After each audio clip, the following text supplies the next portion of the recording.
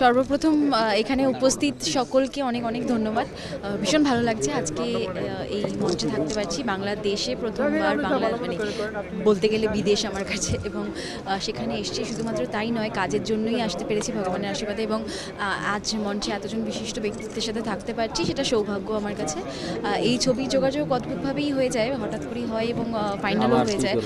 রফিক সিকদারই আমার সাথে যোগাযোগ করেন, গল্পটা বলেন, স্ক্রিপ্টটা পাঠান, তারপর ভালো লেগে যায়, এবং তখনই ভেবেছিলাম যেটা করব। তারপর নীরবের সাথেও কথা হয়, তখন ও ইন্ডিয়াতেই ছিল, এবং তারপর ক্রিয়েটিভ মিডিয়া ওয়ার্ল্ডের সাথেও মানে সব রকম প্রসিডিওর নিয়ে কথা হয়, তো সেগুলো সব কিছুই ঠিকঠাকভাবে হয়ে যায়। এবং ভীষণ ভালো লাগছে এখানে এসে, এবং এখানে এসে থেকে এতজন মানে আমাদের টিমের যারা যারা রয়েছেন, স্পেশালি নীরব, কারণ নীরবের সাথে যেহেতু ইন্ডিয়াতেও যোগাযোগ হয়েছিল, তো ও আমার এখানে বলতে গেলে চেনা পরিচিতই আসার পর, তো ভীষণই যত্ন নিয়েছে আমার। থাকা খাওয়া সব কিছু নিয়েই সবাই প্রচণ্ড যত্নশীল, খুবই ভালো লাগছে সেটা। আর নীরব আমি মানে জানি এখানে খুবই পপুলার, খুবই ভালো একজন অভিনেতা, তো প্রথমবার কাজ করব, আশা করছি সত্যি এটা ভালো কাজ হবে।